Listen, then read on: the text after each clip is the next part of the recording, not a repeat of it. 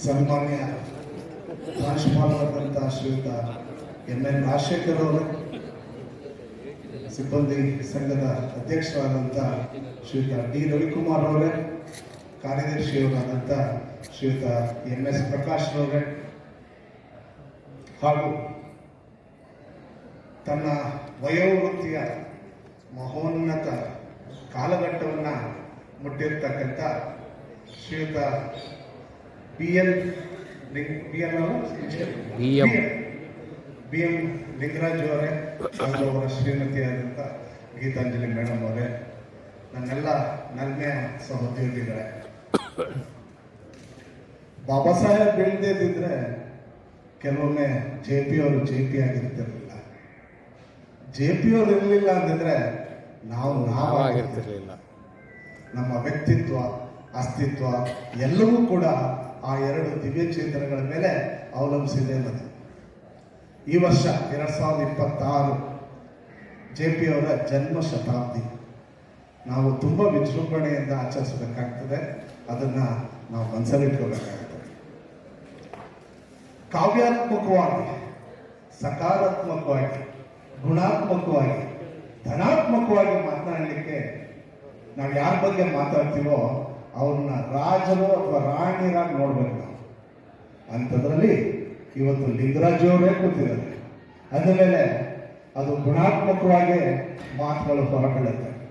10ನೇ ಶತಮಾನದಲ್ಲಿ ಆದಿಪಂಪ ತನಗೆ ಆಶ್ರಯ ನೀಡಿದಂಥ ಸ್ನೇಹಿತ ಚಕ್ರವರ್ತಿ ಅರಿಕೇಸರಿ ಮೇಲೆ ಅವ್ರಿಗೆ ಎಷ್ಟು ಒಲವಿತ್ತು ಅಂತಂದ್ರೆ, ಅವರ ಪಂಪ ಭಾರತ ಅಥವಾ ವಿಕ್ರಮಾರ್ಜುನ ವಿಜಯ ಎಲ್ಲರೂ ಕೇಳಿರ್ತೀರ, ಕನ್ನಡದ ಮೇರು ಕೃತಿಗಳಲ್ಲೊಂದು. ಕೆಲವೊಮ್ಮೆ ಪಂಪನಿಗೆ ಅರಿಕೇಸರಿ ಮೇಲೆ, ದೊರೆ ಅರಿಕೇಸರಿ ಮೇಲೆ ಆತ ಒಲವಿಟ್ಕೊಂಡಿಲ್ಲ ಅಂತಿದ್ರೆ ಆ ಕೃತಿನೇ ಏರ್ಪಡ್ತಿರ್ಲಿಲ್ಲ. ಇನ್ನು ಮುಂದುವರೆದು 12ನೇ 13ನೇ ಶತಮಾನಕ್ಕೆ ಬಂದ್ರೆ ರಾಘವಾಂಕ ತನ್ನ ದೊರೆಯನ್ನ ಮನಸ್ಸಲ್ಲಿ ನೆನೆದು ಹರಿಶ್ಚಂದ್ರ ಕಾವ್ಯ ಅನ್ನುವಂಥ ಒಂದು ಕೃತಿಯನ್ನು ರಚಿಸ್ತಾರೆ. ಅದರಲ್ಲಿ ಪುರದ ಪುಣ್ಯ ಪುರುಷನ ರೂಪಿಯಿಂದ ಹೋಗುತ್ತಿದೆ ಅನ್ನೋ ಒಂದು ಸಾಲಿದೆ. ಅಂದ್ರೆ ಈ ನೆಲದ ಭಾಗ್ಯ ಪುಣ್ಯ ಒಬ್ಬ ವ್ಯಕ್ತಿಯ ರೂಪದಲ್ಲಿ ಹೊರಟು ಹೋಗ್ತಾ ಇದೆ ಅಂತ ಹರಿಶ್ಚಂದ್ರನ ವರ್ಣಿಸಕ್ಕೆ ರಾಘವಾಂಕ ಬಳಸ್ತಾನೆ ಆ ಸಾಲುಗಳನ್ನ. ಪ್ರತಿಯೊಬ್ಬರು ನಿವೃತ್ತಿ ಆಗ್ಬೇಕಾದ್ರೆ ಈ ಸಾಲು ಪದೇ ಪದೇ ನಮ್ಮ ಮನಸ್ಸಿಗೆ ಖಂಡಿತವಾಗೂ ಬಂದಿರುತ್ತೆ, ಇವತ್ತು ಬಂದಿದೆ. ಈ ಕೃತಿನ ತಗೊಂಡು ರಾಘವಾಂಕ ತನ್ನ ಗುರು, ತನ್ನ ಸೋದರ ಮಾವ ಹರಿಹರ ಅವ್ರ ಹತ್ರ ಬಳಿಗೆ ಹೋದಾಗ ಹರಿಹರನು ರುಚಿಸಲ್ಲ ಇದು. ಒಬ್ಬ ವ್ಯಕ್ತಿನ ನೀನು ಇಷ್ಟೆಲ್ಲ ಹೊಗಳಿ ಬರೆದಿದ್ಯಲ್ಲ ಅಂತ ಅಂದ್ಬಿಟ್ಟು ಅವನಿಗೆ ಕಪಾಳ ಮೋಕ್ಷ ಮಾಡ್ಬಿಡ್ತಾರೆ. ಹರಿಹರ ರಾಘವಾಂಕನ ಹೊಡೆದ್ಬಿಡ್ತಾನೆ, ಅವನಿಗೆ ದಂತಮಗ್ನ ಆಗೋಗುತ್ತೆ, ಹಲ್ಲು ಮುರಿದೋಗುತ್ತೆ. ಇದೆಲ್ಲ ಇತಿಹಾಸ ಹೇಳೋದು ಸುಮ್ಮನೆ ಮಾತಿಗೆ.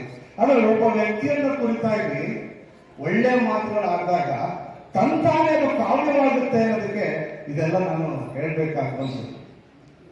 ನಾನು ಮತ್ತು ಮಹೇಶ್ ಚಂದ್ರ ಸ್ಟೋರ್ಸ್ ಅಥವಾ ಉಗ್ರಾಣ ಅಲ್ಲಿಗೆ ಸ್ಟಾಕ್ ವೆರಿಫಿಕೇಶನ್ಗೆ ಅಂತ ಹೋದಾಗ ನಮ್ಮ ಲಿಂಗರಾಜ್ ಅವರಲ್ಲ ಇನ್ಚಾರ್ಜು, ಅವರು ಒಂದೊಂದೇ ಫೈಲ್ಗಳನ್ನ ನಮ್ಮ ಮುಂದೆ ಇಡ್ತಾ ಹೋದ್ರು.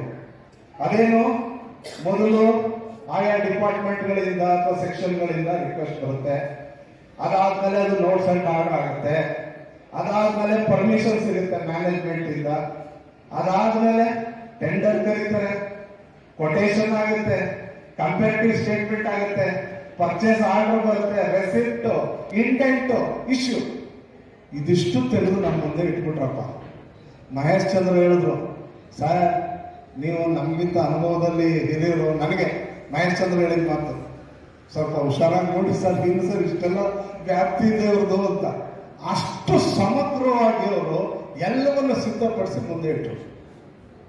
ನಮ್ಮ ಅನುಭವ ಸಾಲಿಗೆ ಬರೋದಿಲ್ಲ. ಇದನ್ನೆಲ್ಲ ತಪಾಸಣೆ ಮಾಡಕ್ ನನ್ನ ಕೈಲಾಗಲ್ಲ.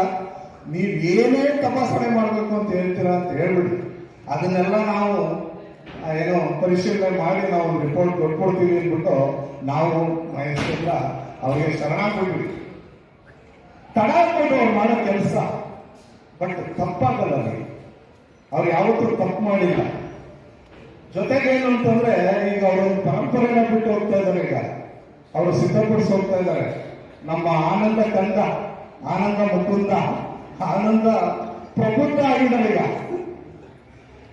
ಲಿಂಗರಾಜು 2.0 2.0 ಆಗಿ ಅವರು ಈಗ ರೆಡಿ ಆಗಿದ್ದಾರೆ. ಅಂದ್ರೆ ನಾವು ದೂರ ನಿಂತು ಮಾತಾಡ್ಬೇಕಾದ್ರೆ ಬಹಳ ವಿಮರ್ಶೆ ಮಾಡ್ತೀವಿ ಆ ಜಾಗದಲ್ಲಿ ಕೂತ್ ಕೆಲಸ ಮಾಡೋರನ್ನ. ನಾವೇ ಆ ಜಾಗಕ್ಕೆ ಹೋದಾಗ್ಲೇ ಅದರ ಗ್ರಾವಿಟಿ ಗೊತ್ತಾಗಲ್ಲ, ಅದರ ಎತ್ತರ. ಯಶಸ್ವಿಯಾಗಿ ನಿರ್ವಹಿಸಿದ್ದಾರೆ ಅಂತ ಹೇಳೋದಕ್ಕೆ ಎರಡು ಮಾತಿಲ್ಲ. ಸಾಮಾನ್ಯವಾಗಿ ಟ್ರಸ್ಟೀಸ್ ಮುಂದೆ ಹೋಗಿ ನಾವು ನಿಂತು ಮಾತಾಡೋದಕ್ಕೆ ಒಂದು ಅಳಕಾಗುತ್ತೆ. ಯಾಕಂದ್ರೆ ದೊಡ್ಡವರ ಒಂದು ಆರ ಇರುತ್ತೆ, ಒಂದು ಪ್ರಭಾವ ಇರುತ್ತೆ, ತೀಕ್ಷ್ಣತೆ ಇರುತ್ತೆ, ಪ್ರಖರತೆ ಇರುತ್ತೆ. ಅವ್ರ ಮುಂದೆ ನಿಂತ್ಕೊಂಡು ಏನಾದ್ರು ಮಂಡಿಸಕ್ಕೆ ನಮ್ಗೆ ಮಾತು ತಗುತ್ತೆ. ಹೀಗಿರುವಾಗ ಧೈರ್ಯವಾಗಿ ಲಿಂಗರಾಜು ಅವರು ಟ್ರಸ್ಟೀಸ್ ಮುಂದೆ ಹೋಗಿ ತಮ್ಮ ಅರಿಕೆಗಳನ್ನ ಅರ್ಪಿಸ್ತಾ ಇದ್ದಿದ್ದೆಲ್ಲ ನಾವು ನೆನಪಿಸ್ಕೋಬೇಕಾಗ್ತದೆ. ಈಗ SJ ಬಿಲ್ಡಿಂಗು ಸಂಪೂರ್ಣ ನಮ್ಗಲ್ಲ ಆಗೋದು. ಅದನ್ನ ಅವರು ಲಿಂಗರಾಜು ಅವರು ಟ್ರಸ್ಟೀಸ್ ಮುಂದೆ ಹೋಗಿ, ಸಾರ್ ನೀವು SJ ಬಿಲ್ಡಿಂಗ್ ನ ನಮಗೆ ಅಂತ ಕಟ್ಬಿಟ್ಟು ನಮ್ ಕೊಳ್ಳಾರ್ದ ಹೋದ್ರಲ್ಲ ಸರ್ ಅಂತ ಧೈರ್ಯವಾಗಿ ಕೇಳಿದಾರೆ ಅವರು. ಅಲ್ಲಿಂದೇನು ಉತ್ತರ ಬಂತು ಅಂದ್ರೆ ಬೇರೆ ವಿಚಾರ. ನೀವೆಷ್ಟು ದುಡ್ಡು ಕೊಟ್ಟಿದ್ರಪ್ಪ ಅಂದ್ರಂತೆ ಅವರು. ಅವಾಗ ನಮ್ಮ ಹತ್ರ ಉತ್ತರ ಇಲ್ವಲ್ಲ. ಹೀಗಾಗಿ ಏನೇ ಆದ್ರೂ ಅಷ್ಟು ಧೈರ್ಯವಾಗಿ ಅವರು ಮುಂದೋಗಿ ಮಾತಾಡಿ ಹಲವಾರು ವಿಚಾರಗಳನ್ನ ಸಫಲಗೊಳಿಸಿಕೊಂಡು ಬಂದಿರತಕ್ಕಂಥದ್ದು ಉಂಟು.